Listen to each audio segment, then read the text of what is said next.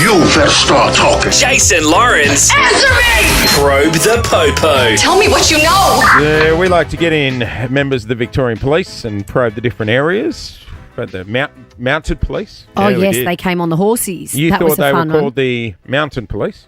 Yeah, I thought they were the mountain police on their horses. We've had the drug squad. God, the sales department was nervous that day, weren't Oh, they? Jason, you can't be saying that. We've had them all. We thought we'd had them all, but I'm excited about today's police officer, Jace. Which Clint has history with. Would you like to do the introduction? Former V8 Supercars driver extraordinaire, now PSO, Cam McConville joins us. Good morning. Good morning, everyone. Cam. Thanks for having me. And, geez, it's great to see you again, Clint. It's been a while. And the last time I saw you, Here we go. I think I gave you whiplash and maybe a little bit of subtle bruising. Was it in a police car? Were you bringing him down? Oh, no, I ended Was up... he in the back of a divvy van? No. Was it outside not outside this time. Revolver? No. Revolver? No. I was in the back of an ambulance. It's way worse than that. What happened? Clint, should I tell the story or... No, so look, I was very fortunate for about 8 years to drive the F1 two-seater around in my former life in motorsport. I've always wanted to And do that. The great Clint Stanaway, I'm a big fan of, I might add. I said, Clint's going to come for a ride. So I think over 8 years, I'd taken over 300 people in this car, never locked a brake, never dropped a wheel off the track. I think it was a Friday morning. Clint's first up. Yep, great to meet you, Clint. We go flying around the back. I brake into, I think, turn 10. The car turns hard left. So we bounce off the left wall. We go across the track into the right wall. And then we end up in the tyre bundle. Pretty much the car looked like a canoe. Oh, Seriously? my gosh. What happened? He had to walk away from the mic there. I hope I'm not giving you any post-traumatic stress there. He was a proper- I can feel those bumps now. How fast were you going when that happened? I think, it's a V10 Cosworth Minardi two-seater, so we're probably doing about 240 down there when I hit the brake pedal. And, of course, any good race driver blames the equipment, guys, so that's what I'll Absolutely. stick to. Yes. That it was not driver error, that He was something so broke calm. in the car. Cam No was so damage? calm. I don't still know about recall, that. because it's a two-seater, obviously, and he got out first, and I could hear him. He was saying, Clint, just stay there. I'm going to get you out. Just keep calm. Were you scared? And I was shitting myself. Yeah, I was. Oh, sorry, you meant Oh, Clint. you both were. And is that when you got kicked out of Formula One and became Pretty a much, police officer? Lauren. Yeah. Joined Vic Pol as a PSO not long after that. No, look, it was anyway. I'm glad he was okay. But credit to Clint, there was two cars, and they said, "Well, really, we only got 3/4 of a lap." And No, he he's a didn't. trooper. Jumped in. I Yep, went, jumped I You in. went back again? Yeah. Oh, there's just no way. Do you know he Not drove? with me, of course. Was that just for the footage? I subbed in a new driver. Yeah, smart. Correct. Do you know, this might make you feel better, that he drove in the Celebrity Grand Prix race and he crashed into the back of Rachel Finch's car and made her roll the car. I- and actually- she was on the roof. I wasn't going to bring that up, but clearly I taught him both things I know. So, Remember, her daughter was sitting there going, know. why is mummy's car flipping know. over? I know. Why Her is- why is husband's the Do man- not- you know what? I think she put a bit of mayo on it, to be honest. Well, we Yeah. did watch her have to get rescued from the car while it was upside down the look, middle of the and Grand clearly, Prix. Anyway. braked way too early. but Cam, anyway. lovely to see you, mate. Yeah, great, so, how So can is you the be career trusted change? driving a police car now? Yeah, so I'm currently a protective services officer. So we drive to the stations, but and I drive well under the speed limit, I might add. So So let's dive into the PSO world, Yes. right?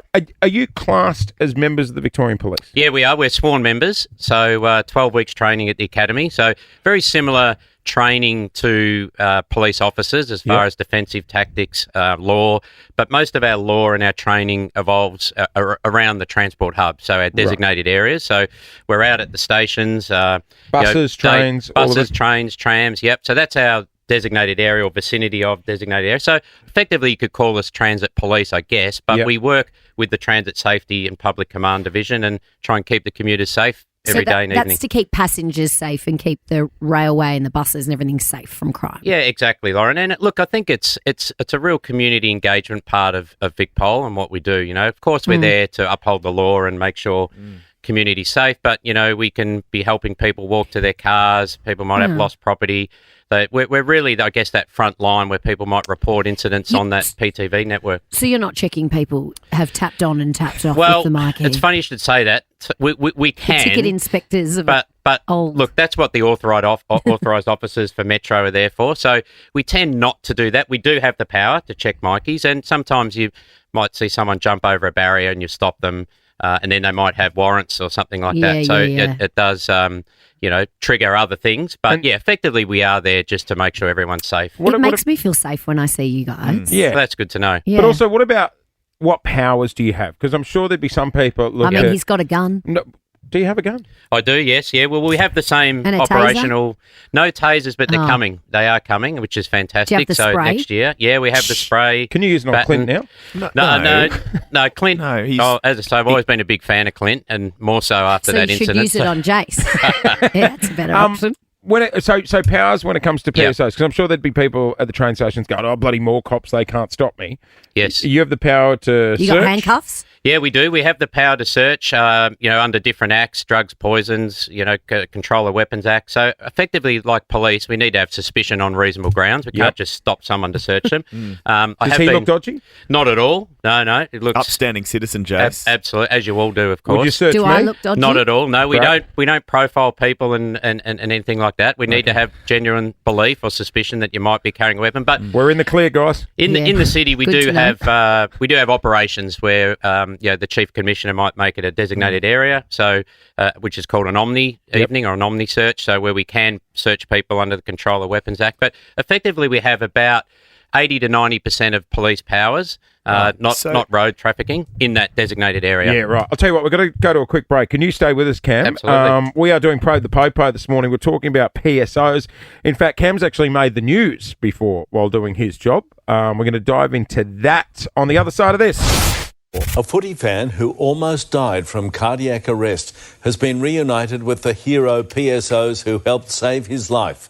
They performed CPR, one of them drawing on his pressure-packed experience as a V8 supercars driver. Cameron McConvoy is joining us this morning. Bill, sorry. What happened there? What was the situation? Yeah, look, and that was an incident there that happened right at North Richmond Railway Station. We were posted there.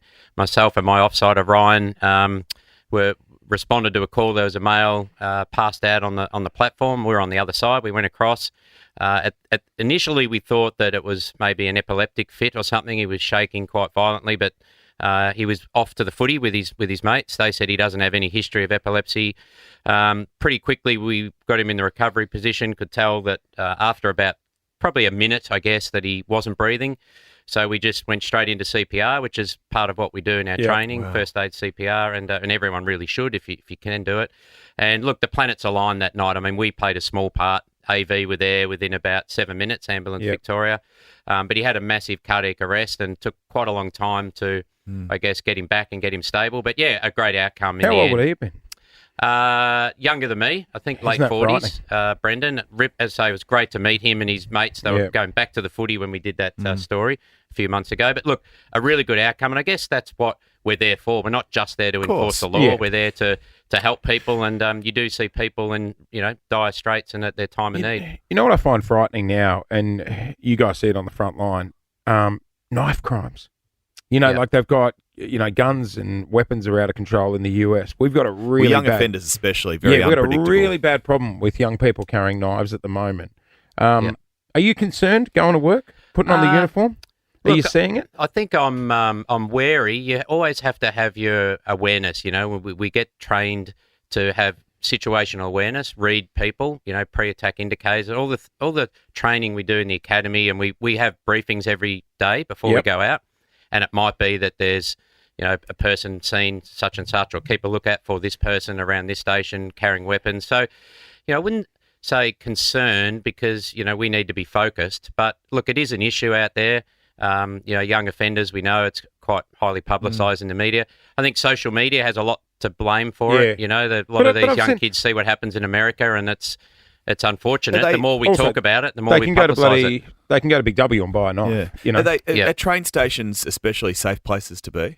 Yes, absolutely. Okay. Yeah, they are. They are. Look, like anywhere in society, weapons, drugs are an issue, and it's not going to, it's not going to be excluded from train stations from anywhere.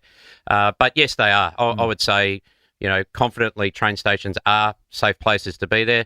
police, PSOs are patrolling all day. Obviously, most of our shifts are 4 p.m. till 2 a.m. to the last train. I was at most of them. Yeah, right. But in the city where I'm posted, we are there during the day. Obviously, once I finish here, we're out there patrolling. So, I it's hope for women certainly especially that getting gives better. a lot of people in Melbourne peace of mind. Absolutely. Have you thought about some sort of Segway or something? I was just thinking, as you say, patrolling. It's a lot of PSO walking. Segway. Yeah, those little hoverboards or something like that. Well, I'd fall off because I'm not very coordinated, as Clint knows. Yeah. Keep him away. But we do a lot of steps. Most shifts we're doing upwards of 20,000 steps, and that's good because we need to be proactive and be out there and always trying to maintain that visible presence. I don't think it's for us, Clint. For anybody wanting to get into the police force, can you become a PSO and then move across? Like an upgrade. Yeah. Absolutely, guys. Yeah, so we have what's called a CQP, Constable Qualification Program. After 18 months as a PSO, you can apply to switch across into mainstream policing.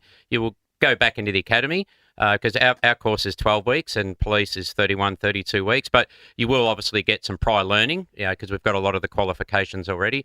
And this role is a great opportunity to give back to the community, and that's why I chose to do it. To be honest, I was doing a bit of volunteer lifesaving, and I felt like I needed a bit more of a purpose in what I did. What's the pay like? Pays good. Yeah, pays good. I mean, we do 10-hour shifts, so very similar to police in that regard. So our base pay is probably a little bit higher because our shifts are longer. But holidays, good holidays. 9 weeks annual leave, same as police, and look, work-life balance is something that Vic Pol are big on, and I've got to say that in this role you do get a lot of that. 3 or 4 days on, and then 3 or 4 rest days. There you go. And we were thinking our only backup would be doing MC work outside Michael Hill Jeweller. And only what is it? How long in the academy? 12 weeks. 12 weeks. 12 weeks. They're going to give me a gun after 12 weeks. Well, not straight away, providing you prove of good character, which I don't know you are. Okay. Hey, Cam, thanks for coming in this morning, mate. Absolute we really pleasure. appreciate it. Great we to chat. love the work that Victoria Police do and their PSOs out there keeping stations safe. This man. He did. Drove you into a wall, too. He did. Yeah. Just gone 8 o'clock. Gonna be a good day. Jason Lauren. Wake up feeling good. On Nova 100. Jason Lauren. Follow them on socials.